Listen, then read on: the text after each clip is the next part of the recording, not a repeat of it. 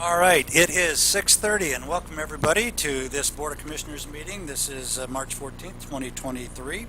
And so I'm going to call this meeting to order, but first thing we're going to do is have our ceremonial opening. So if you would please stand with me and we'll say the Pledge of Allegiance.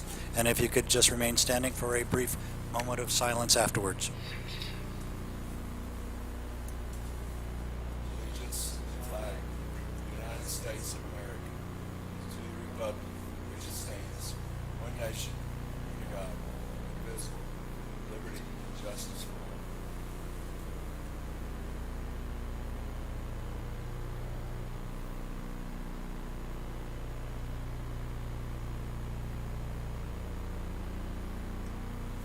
All right, thank you everybody. Be seated if you want to. All right, adoption of the agenda tonight. Any changes requested to the agenda tonight is published? Hearing none, seeing none. May I have a motion to adopt tonight's agenda as published? I'll make a motion to adopt tonight's agenda as published. All right, all in favor? Aye. All right, all the way around. Thank you. General public comments. I didn't get a sheet over there, Barbie. Do we have any general publics? No general public comments tonight. Very good. All right, we'll move down to the consent agenda. Motion to approve the consent agenda as published, please. Motion to approve the consent agenda as published. All in favor? Aye. All around once again. All right, we're over to recognitions. Chief Greg Collins, you're up again. Welcome back.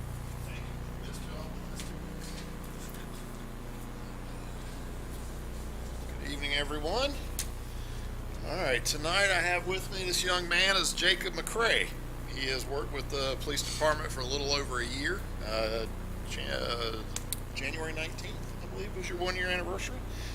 He's always wanted to be in law enforcement, but had no idea where he wanted to be until he met some of the officers that work here in Waxhaw playing softball in the Waxhaw Softball League. He was allowed to do a ride-along and fell in love with the town and the people. He graduated from the University of North Carolina at Charlotte on the same day he graduated from BOC back in December of 2021. A big baseball and basketball player in middle and high school, and when he wasn't playing sports, he helped his dad renovate rental homes. He appreciates the opportunity that you all have given him and his fellow colleagues, and he loves working in this great town. Officer McCrae's supervisors report he is always willing to assist with anything asked to him and is eager to learn. He's a good kid, squared away, and self-initiates. This morning I had the opportunity to speak to a young lady about applying for a job with our department that lives here in Waxhaw as well, and she told me that one of the reasons she's considered applying here was because from talking to Jacob and learning how much he really enjoys being part of our team here at Team Waxhaw. So good people make great cops, and Jacob McCrae is good people. That's awesome. Well, welcome. Good to have you on our team here. What I really want to know is, is he any good at softball? I think that question should be kickball. Yeah, kickball. That's right. Yeah, we're gonna do a little recruiting here. You guys don't get them all, so appreciate that. Thanks, Chief. All right, we're light on the presentations tonight. We'll skip by the public hearings. There's nothing there, so we're going to go right down to old business. So the first one up is the Planning and Inspections Director, Lisa Thompson. I think it's a Lisa show tonight. So you're up first, and we're talking about the Renaissance Mill rezoning petition. Floor is yours. Thank you, Mayor. Tonight I'm here to present a rezoning request by Renaissance Mill Properties. It's for a general rezoning from Employment Center to Town Center. It's located on parcel 0511002A. Subject property is outlined here in red. It's a total of 4.773 acres. You have Main Street Station to the east, and then the Mill Apartments to the west. On the screen is the existing zoning map and surrounding uses. We ran through this last month, so I'll skip through this slide. Anytime we have a rezoning, we look at our future land use plan map. The 2021 current land use plan map designates the site as Employment Center. This is probably because it's an extension of the apartment use. Employment Center allows apartments. However, we don't quite think it meets the intent of Employment Center. It's more aligned with our 2016 comprehensive plan, which designates the area as G4 downtown mixed use. It's applied to areas that have more of a form-based code and infill type of development. The recommended zoning is town center. It's intended to encourage an active urban core, provides employment, access to daily needs, entertainment, and housing that complements the design and scale of the historic downtown, while maintaining that walkable small town feel. Madison went through this slide with you guys at the last meeting. It compares town center to employment center. Employment center is more of those industrial type uses, industrial parks.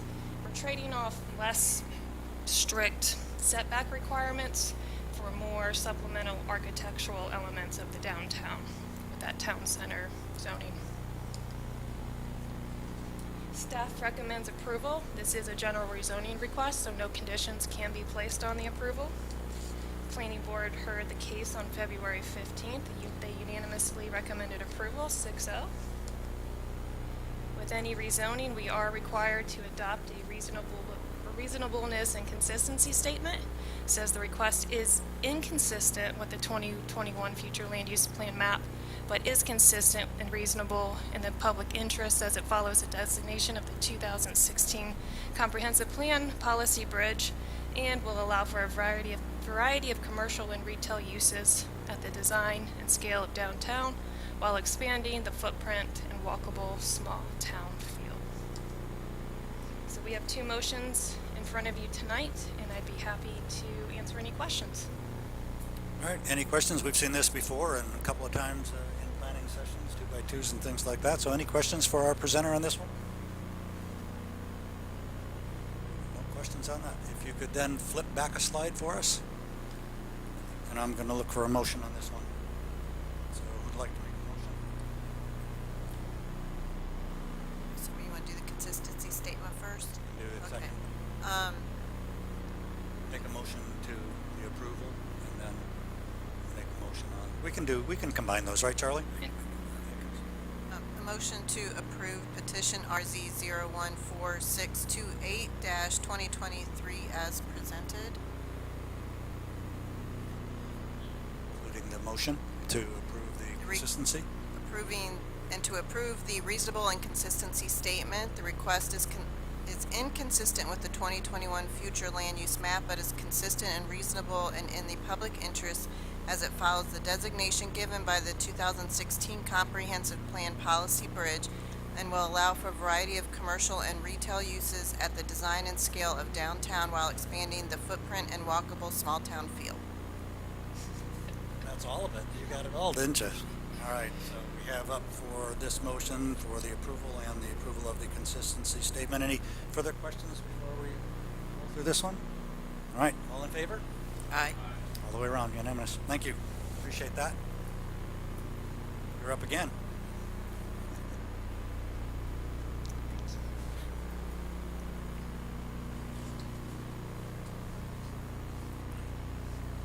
All right, next is a request submitted by the applicant Ken Orndorff with Thornridge Investment Group, LLC. It's for the annexation of approximately 11.97 acres along Waxhaw Highway. Also includes a petition from Mr. Tony Watts, which is approximately 1.845 acres located at 7721 Waxhaw Highway.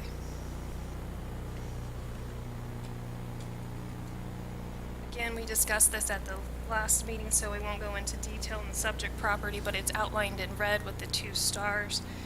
The property between that is in brown is Neighborhood Center.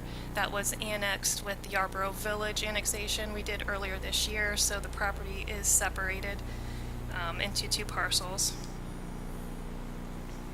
Anytime we do an annexation, we follow the process given to us. It's State Statute 160A-31. We found the application to be sufficient. We held that public hearing on February 28th, and tonight we're here looking to pass an ordinance annexing the territory described. So we have a motion in front of you, and I'd be happy to answer any questions. All right. Easy presentation on that. We heard this before as well through the public hearing process as well. Any questions for our presenter on this one? Questions all the way around? All right, so we'll look for a motion. Who's up? I'll make a motion to adopt ordinance number 2023008 for annexation of petition 18-230 to extend the corporate limits of the town of Waxhaw. Very good. All in favor? Aye. Way around? Okay, so that'll be, again, make note if we do for the public record that Mayor Pro Tem is absent today, so it's a 4-0. All right, third at bat. You're up again. We're on a whirl.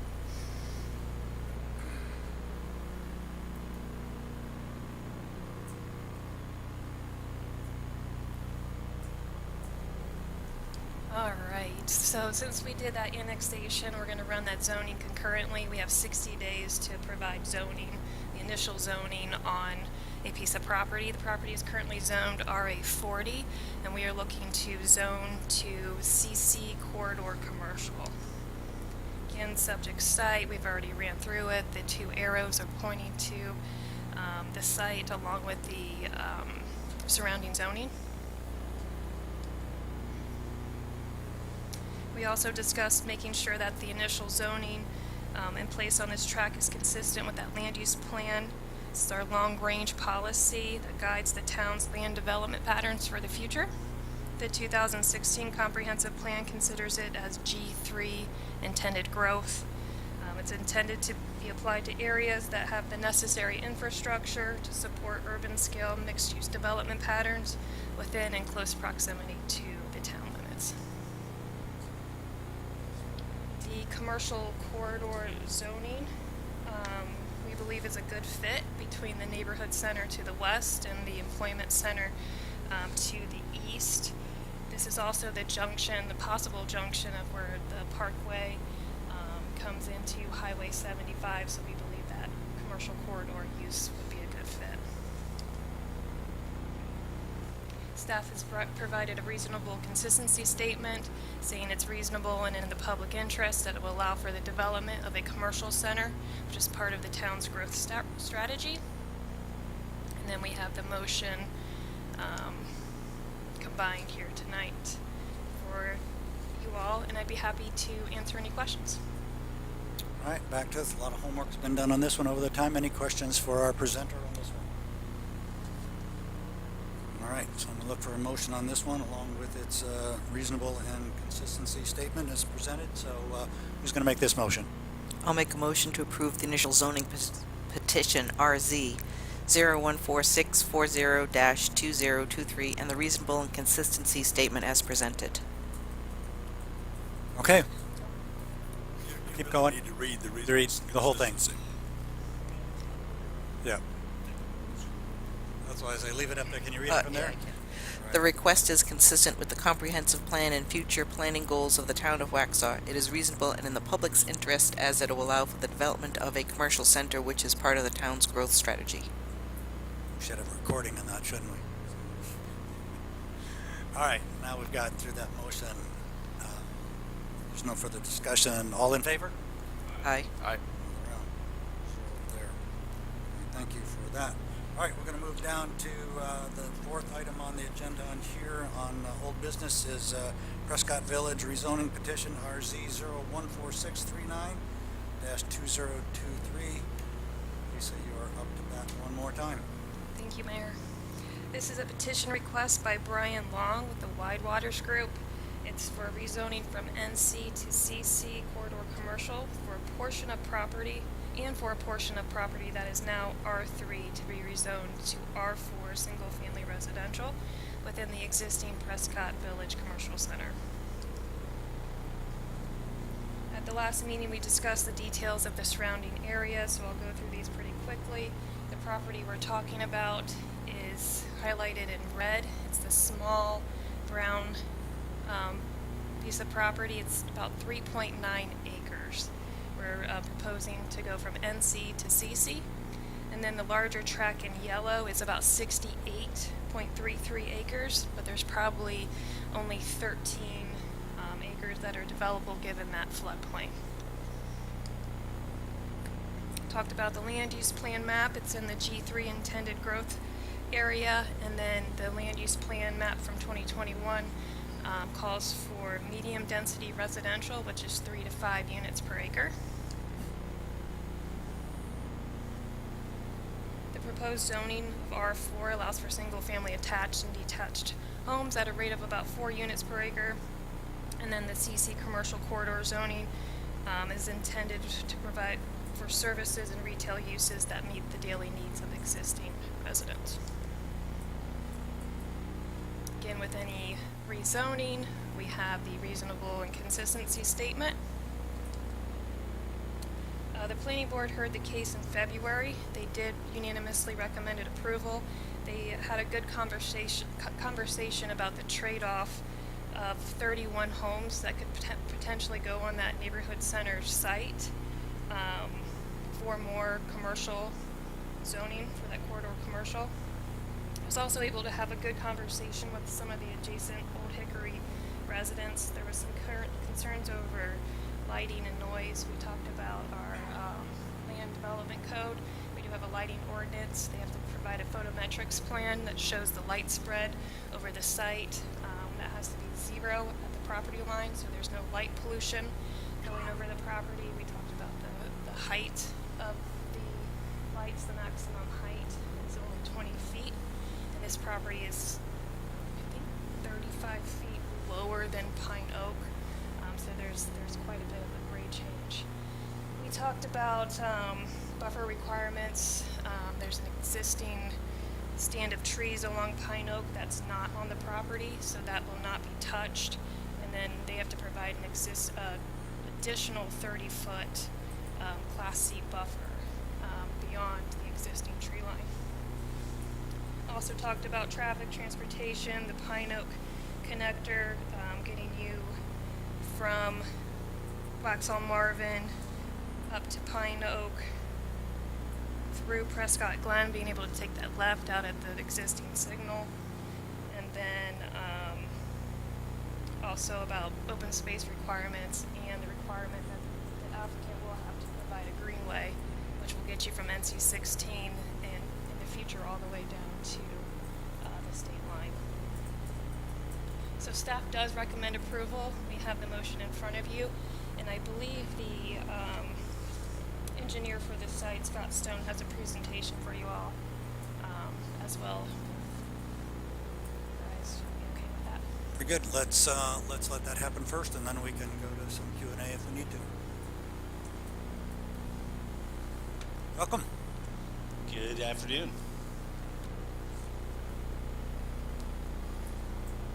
Do I get to drive with this? Okay.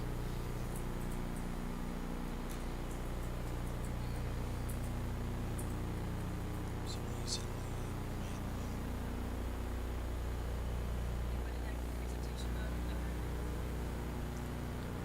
There you go. Okay. All right. Well, thank you all for allowing me to talk about Prescott Village Phase 2. This is just a quick little bit of background. This has been not a new site for all of you. You've known it for a long time. It's been sitting there vacant. Phase 2 at least has for a long time. The improvements are in, but no tenants, no other development. It's owned by the bank right now. They bought it out of bankruptcy, and so they're that is who has owned it for the last few years. The timing of this rezoning and the timing of this development is important because it has sewer capacity allocated to it right now. It has about almost 13,000 gallons of sewer capacity, which should basically get almost every tenant that you can fit on that site or that's proposed to go on that site would go for those fit within that 12,690 gallons per day. So there are not many sites right now that have sewer capacity allocations, and that is one that has still been that has been carried over from the last few years. There's a lot of things that can be done by right, and I'm going to talk about that a little bit today.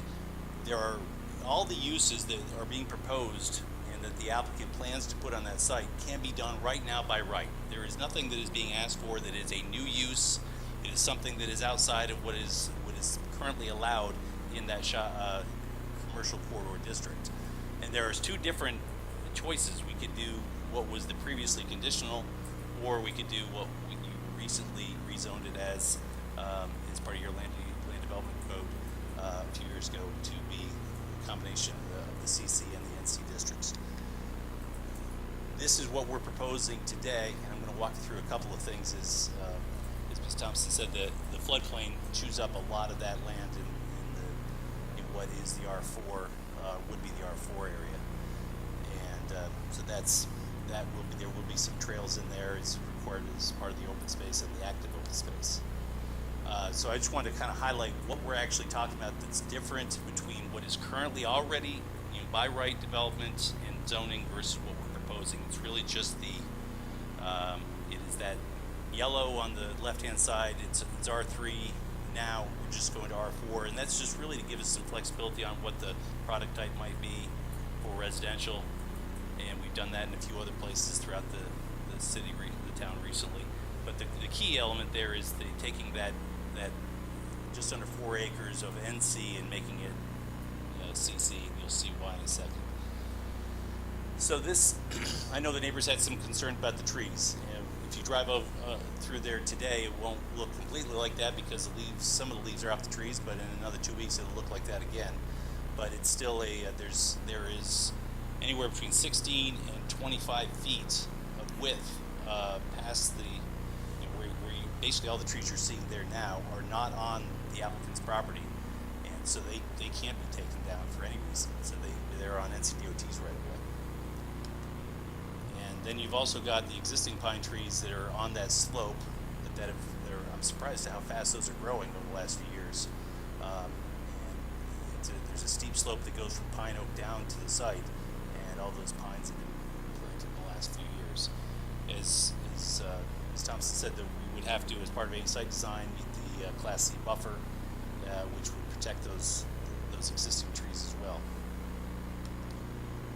So I want to highlight a couple of things for you. There's a massive drop from Pine Oak down to the site, which is another reason why it's unlikely that any of those trees, or very few of those trees, and any of that slope would be impacted, because you're dropping about 35 feet right there, and it's a huge grade change. So if we are cutting into that hill, then I'm probably in trouble as an engineer, because we're cutting into the hill, and that's not an ideal site design. This is probably the most telling example of where we're looking at the elevation change. If you look at where that anchor tenant, I'm going to show you another example in a second here, kind of how the site would lay out and why we're proposing this rezoning. It's going to be somewhere around 530 feet is the elevation. The bottom of that slope is 535, and you're looking at 570 at the top of Pine Oak, and then those trees are probably 10 to 15 feet high. So the amount of distance between the trees and looking through the trees down to basically the roof of what you'll see there's a huge distance there of drop. So you'd have to really look for it to see anything from Pine Oak. You have to be out of your car kind of looking down the hill. So this is really why we're proposing the rezoning. This is a rezoning that we could do all these different uses, including a grocer, can be done in the current CC district.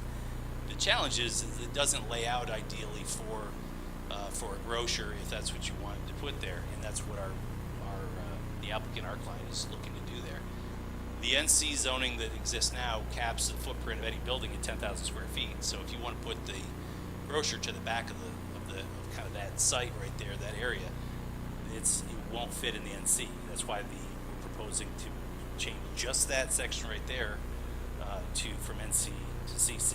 And the reason why that's important, and it's important for the retailers that are interested in this site or would potentially be, is that they want to be towards the back of the site. They want to be facing the road.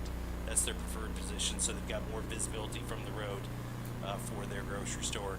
And it's very difficult to put anything behind the grocery store. You can't put parking very easily back there, because who's going to park back there? Because you've got to get to the back there. It feels like you're in the back of the building, and to put another kind of tenant back there, you're being blocked out by the grocery store. So that's why it's shown the way it is, and that's why we're proposing this rezoning. I want to talk for a second about Widewaters, who is the applicant. So they are a national shopping center developer, but they also have local ties. So there are other well-known developers in the area that have some Waxhaw shopping centers and so forth. This would be the first one that Widewaters is doing in the Waxhaw area, but not the first one they've done in the Charlotte area. And Brian Long, who heads up Widewaters operation here, has been a Union County resident for almost 20 years, I think. Interesting thing and this is something I wouldn't do with every client, but I'm vouching for Widewaters and for him because I've known him longer than he's been in Union County, living in Union County, because he and I went to high school together. He lived across the street from me in high school, which was really only about 6 or 7 years ago, but still. When I would miss the bus going to school, his mom would give me a ride to school, which was almost every other day. So, but that's how long I've known him, and he's been with Widewaters 24 years. And they are a shopping center developer that is specialized in grocery anchored shopping centers. They're not looking to come in and do this and buy it at bankruptcy just so they can put anything there. That's not what they do. They can do certain things by right now, but they're trying to make the best site plan they can, the best potential for success, and get the best tenant in to make this as successful as possible. And every project they've done in the southeast for a shopping center has been a grocery anchored shopping center. So they've got some great history of tenants that they've worked with over the entire country. A couple of things I want to also highlight for you is that from the most recent plan that we saw and the most recent TIA that was done just last year, we're actually proposing to reduce the daily trips from almost 20,000 down to about 35% reduction in daily trips based on what they're planning to put on that site. And those numbers are actually what's been given to Kinley Horn so they can start running their TIA models. So those are what the new TIA would be based on. So because we have to go through and say, okay, it's going to be this many square footage of this use and so forth, so the TIA can be run. But it's fewer residential units, it's fewer commercial square footage, fewer trips. And probably the most important thing for the neighbors and for the overall area right there is the fact that that S curve right now I just was there, I just drove there on the way in here, and the number of people that are stopped at that intersection of Pine Oak and Providence trying to make a left, that's brutal. And first of all, it's unsafe. They're trying to get out. It's like Frogger trying to get out there, and it's just not safe. And so this development would create that S curve, so you've got another connection down to the light at Prescott Glen, and then you'd still have the residents on Pine Oak would still be able to access that, but they can get down to Prescott Glen, which they can't get there now, and that would be converted into a right-in, right-out.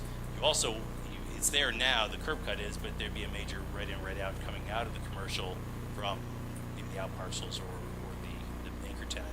You can go basically south on Providence Road from that middle driveway that's already cut as well. But it makes a huge difference in what can be done in terms of the traffic, eliminating the cut-through traffic that's on Pine Oak right now, and people making that left turn. The other thing that I'll point out too is here. This is a sidewalk that would be along Providence Road right here. So that's a big help as well. Putting a sidewalk or stairs or something down here, that'd be more what the kids would like to toboggan down probably. But that's such a steep slope that isn't practical there. But you certainly have a pedestrian connection down here. But this will be your main pedestrian connection. It's a quick walk to whatever restaurant or whatever tenant is there, or hopefully a grocer. And that, I think, is my last slide. So, questions do you have of any of these slides? Questions from either of our presenters? Any to Mr. Snow or the project itself? Sure, I have a few questions. Comments, thoughts, questions? So I had also met with some citizens and residents, and they had some concerns, and I wanted to I guess you did talk about them a little bit, and even Lisa, you did too, and maybe if you go back to the slide that showed the slope, because one of their concerns was really the light and the sound that would be generated from there. I wonder if you could speak to a little bit. Sure. So a couple of things with that. The light is Ms. Thompson mentioned that you're going to have a photometric plan that limits the light getting from wider than wider than the property line anyway. But the fact that there's such a difference at the grade change, you're looking at the rooftop or the or the top of the lights that will be in the parking areas would probably be 30 feet below, you know, or I'm sorry, that'd probably be. You've got the trees all along Pine Oak, which is, you know, they're very thick, and those are probably 10 to 15 feet high. You've got all the pine trees that are, and this is, keep in mind, this is an old photo that was just taken just as the construction was being done up the road and all that. So those pine trees are there now where they weren't in this picture. So you've got all that difference, and then you've got the grade change. You probably have, from the top of the, you know, let's say the lights, you're probably looking at a 20 feet differential of from the top of the light, which shine down, not up, to the bottom, basically the asphalt of Pine Oak. So it sounds like what you're saying, if the lighting would be actually below the road or the street level of Pine Oak because it's built in a hole. Yeah, it basically, that's exactly right. And it's you've got the elevation that works to your advantage, you've got the trees that work to your advantage, and plus the photometric plan that on the horizontal side there. And then I know we have the existing trees that are already there that are in the NCDOT right away, so those aren't going to be touched. I think you have that picture Right. there, so that would remain the same. And then in addition to that, you have to plant 30 additional feet. Is that- Or keep the existing trees that are there to meet the Class C buffer.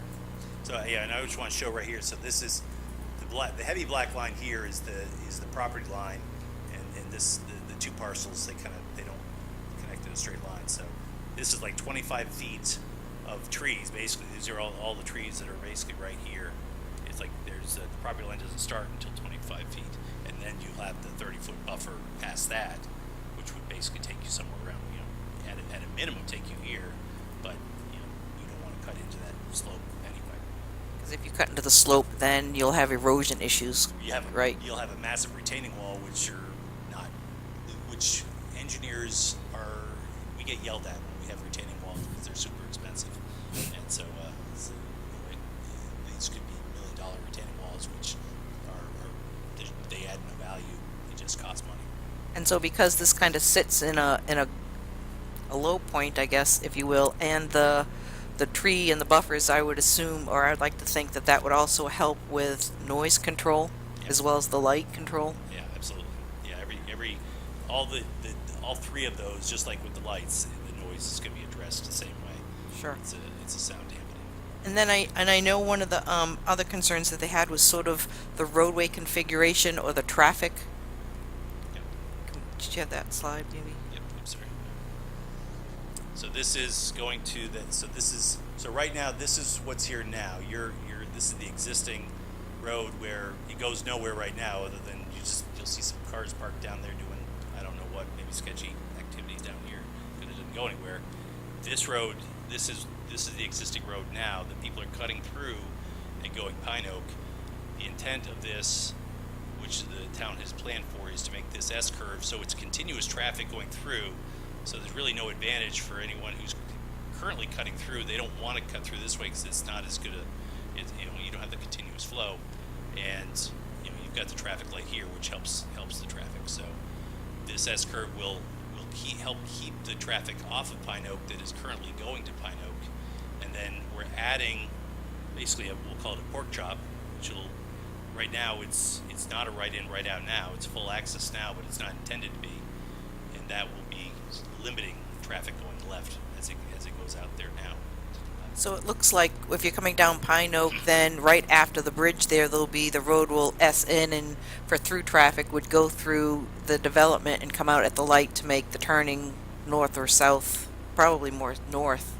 It's definitely safer, and it sounds like it would eliminate a lot of the traffic going down Pine Oak to the end there, so it would actually reduce traffic through the neighborhood there. I would expect you'd see a significant decrease in traffic that's going through there now. There's a fair amount of cut-through traffic that goes there now that would be going, instead of going down Pine Oak, they'd be going down. This is continuous movement, whereas Pine Oak, to turn a Pine Oak and so forth, it will be done in such a way. This is a stop condition. The design is such that it is to encourage continuous flow and discourage the cut-through traffic going that way. And then and I know this will probably come in with site plans like walkability, or I don't know, maybe Lisa, any talk about? Show one more thing. Just talk about what she wants a little bit too. business. So this is where there had been plans for trails to come in here. So there is currently the bank that owns this piece of property now has a letter of credit on the property for certain improvements. Before before they can purchase the property, they're going to have to replace those with a bond, and of that it includes building the trails in this general area. So the bond will cover that. They also have to put this the sidewalk in basically from here up to Pine Oak, from Prescott Glen to Pine Oak. That is a required that has to be bonded as well, and they will also put this section in. But the walkability side will be you're continuing to increase your pedestrian trails, and then I think there's existing sidewalks already on Prescott Glen. Lisa, maybe you can answer this. If the roadway improvements here with that S-curve, is that going to be conditional on their certificate of occupancy, so this will have to be completed before any tenant could move in? So this roadway improvement with the S-curve has to be completed before any I guess they could open for business. Just gonna mention one more thing about the landscape buffers. We talked about noise and the loading zones. All the loading areas and trash areas have to be screened as well, so we can get a double row of evergreens kind of along those areas to help supplement the required buffers. All right. Any further questions? Nothing there? Commissioner Maury?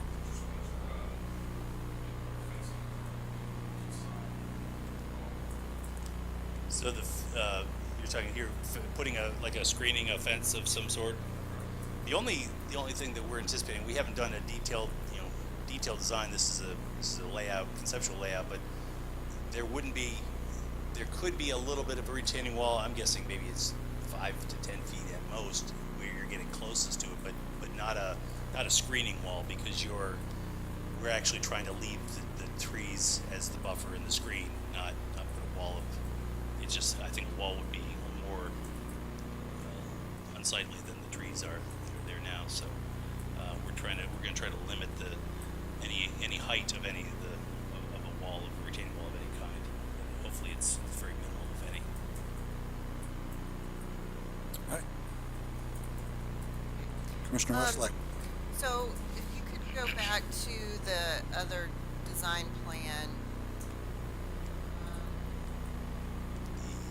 This one? that site plan, Okay. sorry. So the back side of the plan, originally there was supposed to be a road that connected to Prescott neighborhood. So that there is not going to be any type of roadway coming through that neighborhood. So are you talking like in this area somewhere, or are you talking about the back other? Yeah. The very west end of the Gotcha. project. Yeah. So there was a road. Actually, you can kind of see it now. There's it's almost like a flat area kind of right here, where there's a road connection planned at one point, and that was going to be basically a stop condition kind of scenario. The reason this has been viewed as more favorable by the town and by NCDOT is because it creates a continuous flow of traffic right here along that S-curve. So that's why this is done instead of that other road connection. So, but there won't be any type of connection into walkway Prescott to residential. That's Prescott correct. Oh yeah, Vehicular. over here, correct. or even walking. We're hopeful to have a walking connection through there at some point. It require a bridge, but it would only be for pedestrian. It would not be for vehicular, because we would much prefer this predominant movement between Waxhaw Marvin Road and NC 16. And so that road that was built down to that crossing would really not have any Right. use anymore. Okay, and so then I see on the yellow part here, you have likely residential townhomes for what's the neighborhood center zoning. And then, so the other side of that road that's also neighborhood center, so I don't know if you have to go back a slide or, yeah, that one. So across the street there, I guess that all of that, that neighborhood center, would that be townhomes too? It's possible. It's that we're looking at now, so looking at this, and there were some original plans, I'm not sure about this one, but I know here there were some previous plans that showed different office and commercial and some neighborhood, service type office. You're getting so far off of Providence Road that it makes it less and less likely that you're going to get any commercial there of any kind. So townhomes is probably a more likely use to put in that NC. But the other thing with that is it's a good transition to go from the medium density towns to the single family, like the R3 zones back here and the others there from the commercial. It's a good transition zone and good transition use.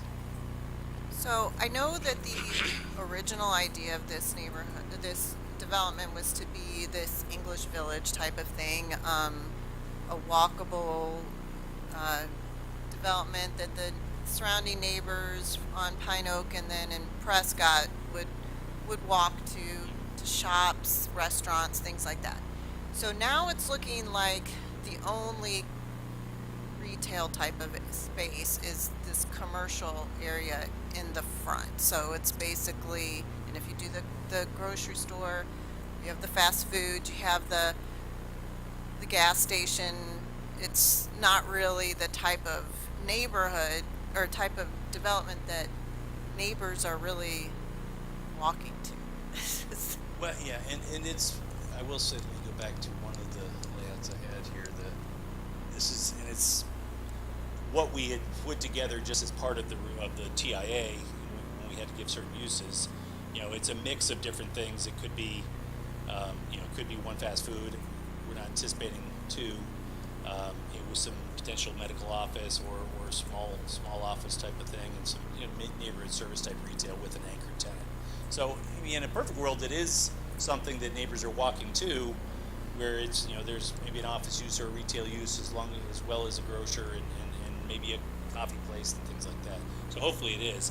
I know it's not the European Village, but that may have been. I don't know. I wasn't involved in that at all, but whatever was hoped to have gone there before wasn't able to work because it's in bankruptcy, owned by a bank right now. So I think this is what I can say is this developer does a good quality product and will have good quality tenants because that's just the reputation they have and what they've done everywhere else. And this question may be for Lisa. So I know that neighborhood center, we have a percentage, well, not really, it's not written as a percentage, but a certain amount that has to be retail proportion to the residential. So how does this satisfy that requirement? So this is now going to be a commercial corridor, and I have some administrative ability to vary that. So if we consider this the commercial proportionate amount to the proposed townhome section, we would be doing that. So the commercial zoning part would apply towards the percentage that's It could. retail. It's on a case-by-case basis, and so until I see the detailed site plan, I wouldn't be able to make that determination. This might be just on that too. Maybe this is a Charlie question. If the area is zoned commercial corridor, that's commercial corridor. If it's NC, then we have to operate within the NC guidelines, which would require a proportionate retail piece. So this should have nothing to do with that because they're two separate zonings. Am I correct? Not two separate land uses.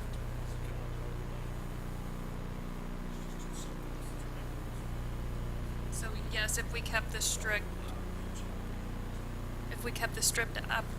application of the code, that NC area has to have a proportionate amount of commercial. So as the plan is designed right there, there is no planned retail restaurant type in there. It can't. If it's all townhomes, that's not. But our zoning for NC requires a proportionate, not all residential. Right, so I'm saying that, so the part that's NC right there could not be all townhomes, right? There would have The way our zoning is correct. right. And along the lines of the project, I want to kick in too here. I mean, when I first looked at this project, I think I got teased a lot about aligning the then orange pylons out there one day on a Sunday afternoon to, try to move this along. And the bank is not a developer, and we'd like to see this project move along, even though the concept some years back was one. Again, that's another user that had use of the property for obvious reasons, the economy and all that failed, unfortunately. And we'd certainly like to see a productive use of that property. One of the things too about the S-curve in there is, from my preference anyway, personal opinion, I did not want to see all that east-west traffic dumped right in front of a kid's park and houses that face on that street, which was one of the concept ideas, to get that S-curve and move that traffic away from that. Yes, I probably would like to work in some type of pet access between the neighborhood and that, and I'm sure that could be worked in pretty easily. But again, I'd like to keep that traffic flow away from that park and not have kids playing and having all the east-west traffic go on there. So I think from, at least if I had my 2 cents in here as well, I think this finally moves a needle on this site to get something going on. We've lost, as a town, we've lost 10, 12 years of revenue on this sitting there. Nothing going on the site. I don't even want to do the math on how much money that we've lost in not only property tax Over revenue, $1 but million. retail revenue as well. The Curitan Shopping Center is about 85,000, 90,000 annual tax. Annual. And this will probably produce pretty close to that. It really is. So, from that standpoint, we don't like to see failed projects in our town. We like to clean those up as much as we can. So I think that when I look at the site plan and look at some of the proposed site plans before, this one does work. The topo, you always have to look at a site. It's not all flat and square on paper. You have to look at the site topography. So you have to walk it. Yeah, I actually made Pedro walk it with me one day. We walked for about 3 hours out there, so it wore him out, so he'll remember that. But we walked the entire site, all 75 acres. So that was a pretty good undertaking. So I thank you for that, for indulging me on that. So, Jeff? Mayor, if I may, thank you. The one thing that caught my eye in the presentation was the sewer availability, 12,000 gallons per day. That's a nice, sizable chunk. And so if he actually does have some tenants lined up, then he could feasibly go and could have something built there in a relatively short manner, which would be very beneficial to tax. To everything. Yeah, it would. It really would. And along that same line, those call them those reservations for that utility can't expire if this doesn't move forward. So, we'd certainly like to see it move forward. I think the project site design is a good site design. Given the history of the property, time is of the essence. And the TIA portion of it, it really does benefit the Prescott residential too, so you would not be sending traffic over into that residential subdivision. It's tough to get out of that intersection, so driving it to the light is probably a good idea. So anyway, appreciate it. Let me comment on that as well. Any other thoughts, comments from us around? All right, who's going to be the motion maker then?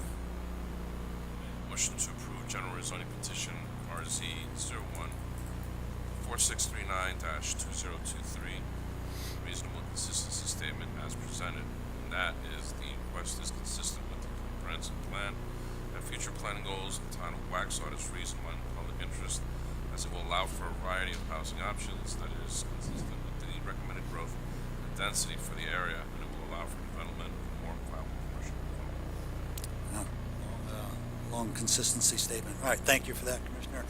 All right, that motion is up. All in favor? Aye. Aye. All the way around. Thank you, and thank you for all the homework and all the work that we all did on this. I know I did make Pedro walk that one day with me.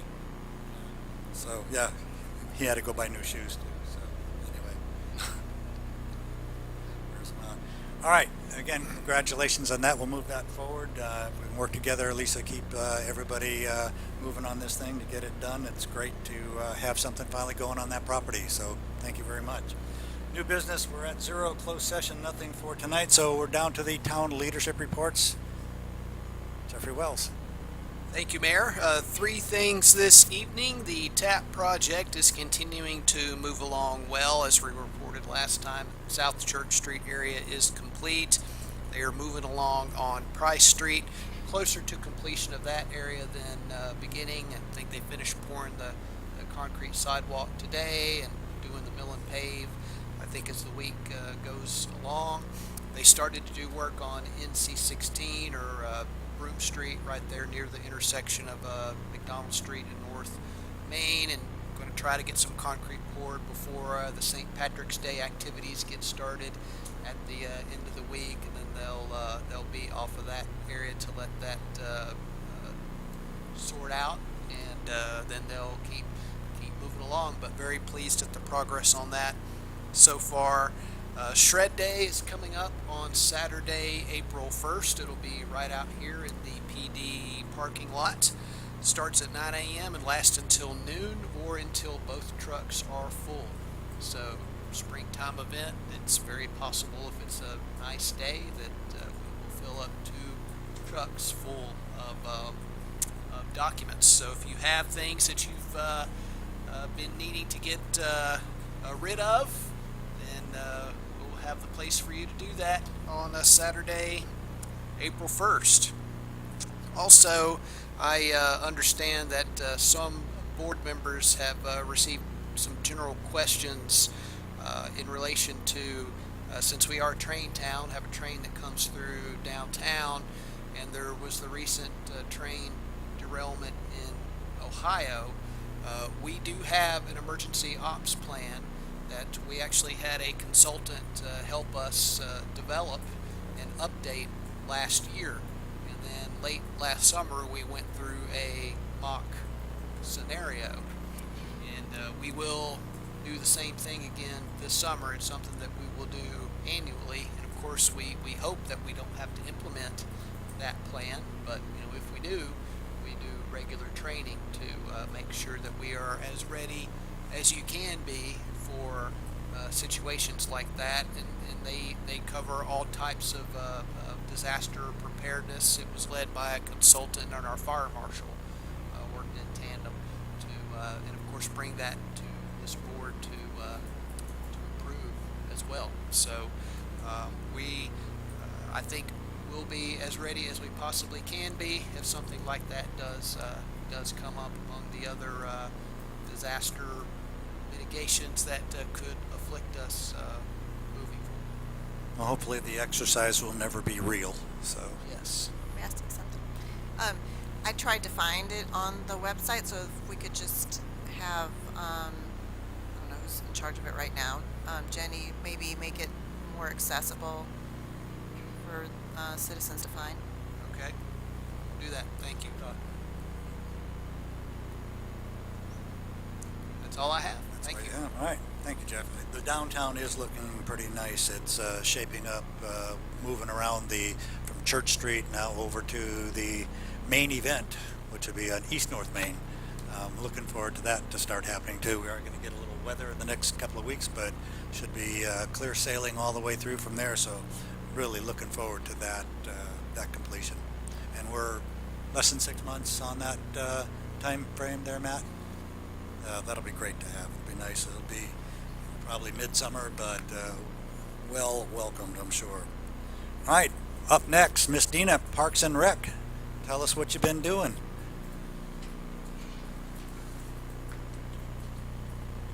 Welcome. Good evening.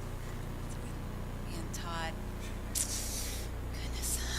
So tonight I would like to give y'all an update about our butterfly project that y'all saw this past fall. And we are announcing Miss Shannon actually got it ready and is installed. Miss Shannon is a Waxhaw resident and local artist. She is in several galleries here and in Charlotte. So it's just a wonderful joy to give a shout out to an artist in our area. And so the butterfly, we did the pollinators on the butterfly this year, and it's a wonderful way to kind of educate our children on the reason why we need our pollinator plants is to bring forth our lovely butterflies to the area. So the butterfly is up, and the sign is placed across from Barnes Park. So please take a moment to go look at it, get your picture taken with it. But we are super excited to have that up and going. And I'm going to go over a couple cool things that are happening. Remember, our program guide, you can register on Rec Desk. But we have Hero tomorrow, Dress Warm, is at Harrison Park neighborhood in their Commons area, and it's the Luck of the Irish craft tomorrow, so come out and join us. We have bingo this Thursday with our seniors at McDonald House, always an awesome time for bingo, they love that.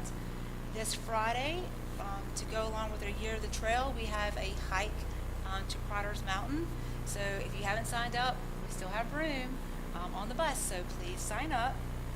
Coming at the end of the month, a new program, the Middle School Mayhem. So this is catered to our middle school area kids, and it's going to be at Town Creek. Please go ahead and sign up for that. And then we also have mixology next week on the 20th. And Jeff already gave you a heads up about Shred Day. We also have litter sweep on the same day.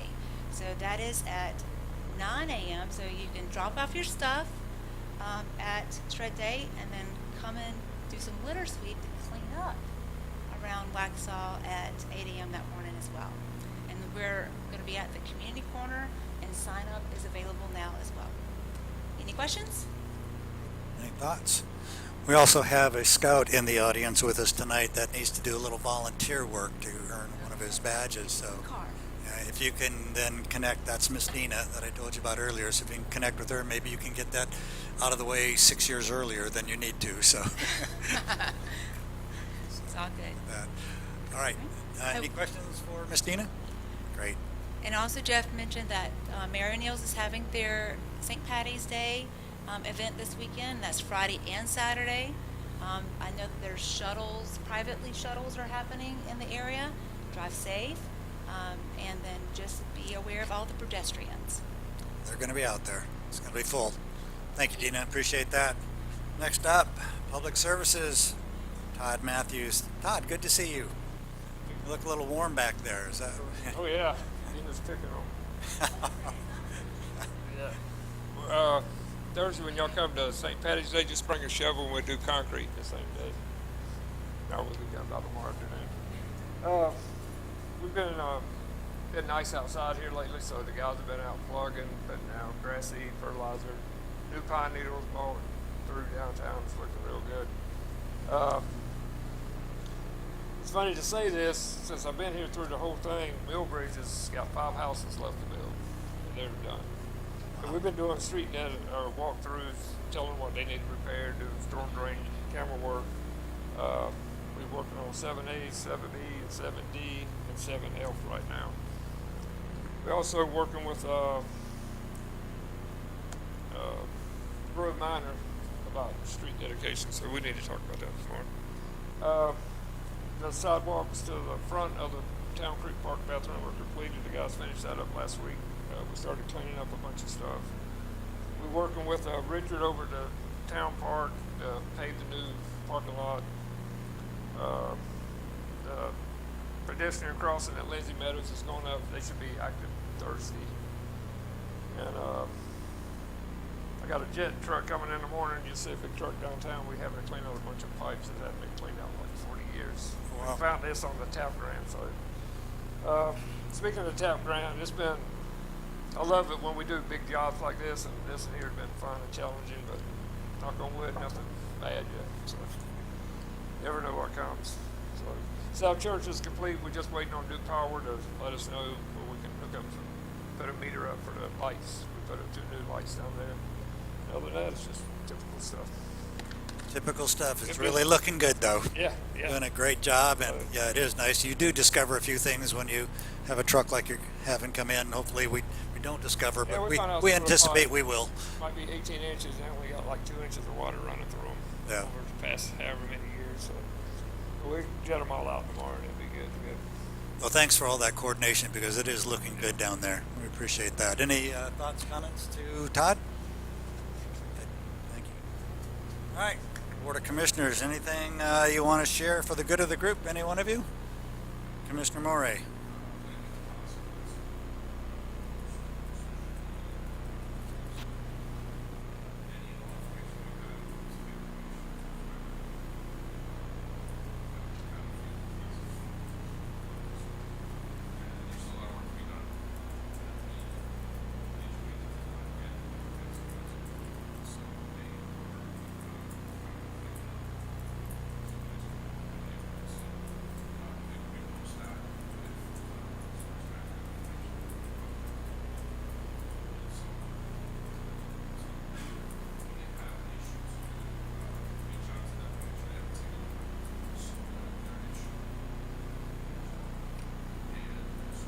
able to report it and have something on file so that they can, whatever issue may arise can be taken care of. So if you can repost it on social media, that way everybody, whoever is still left to be done within the town has an opportunity to have that information readily available. And if not, we can get it to them from one centralized place.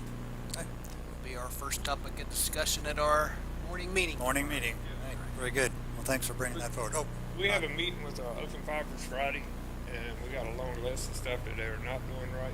So we get ready to get on them about get that. on them about it. A lot of the boring is where they bore under the roots. They hit a rock or something and it throws it up. They're boring so shallow now, it's putting a bump in the road. So they got to come back and cut all that out all the way across the road about 4 feet. So they got a lot of repairs to do on that. And they need to start notifying the neighborhood. We got a bunch of complaints this week about that. So we got a list for them Friday. Just along, Residents have found Todd. I think along what Commissioner Murray was saying, if there's a little section on our web page somewhere that we could write, like open fiber, and then they can link to their page where the people can put more information, or because I've sent that out to some citizens as well, a link to their contact us page where they can fill out if there's issues with construction. All right, very good. Second item on your morning agenda, Jeff. Oh, and Commissioner Murray. one thing to add, I'm sorry. The biggest issue has been that they have marked out for gas, electric, and water, but what they're missing a lot is people's sprinkler systems, whether they be the HOA or whether they be private residents. And what's happening is when they're hitting these things, it's just causing an issue. So what I've told folks in my HOA and others is go out and get those little flags and run your sprinkler. Plant the flag where the sprinkler is, and it gives them an idea of where the line is run. That way, when they do start digging, they're cognizant of at least that this is kind of where it might be. So I can either move over or just be extra careful. That way, they at least have that. That's been the problem. So a couple cents, couple dollars, put out those flags, saves a lot of headache. And I think that's a good suggestion as well in the notification process when we do have a vendor come through the town like that, as that it could be incumbent, since there's no utility markers that are going to know where those sprinkler systems are, then the public, would certainly help themselves by getting those flags available. I mean, they're available at Lowe's. Maybe if we have a stash of them somewhere in town, we'll make them available, but it would certainly save them a lot of headache later, because they do hit them. They hit them all the time. They hit the cable too. They just, no matter what. So as much as they mark them, they'll hit it. So it happens. All right. Any other thoughts from anybody? All right. You guys want to go home tonight? Well, thank you very much for everything that you guys have done for us. I'm going to look for a motion to adjourn. Motion to adjourn. All in favor? Aye. Wow, tough crowd. Thank you, everybody.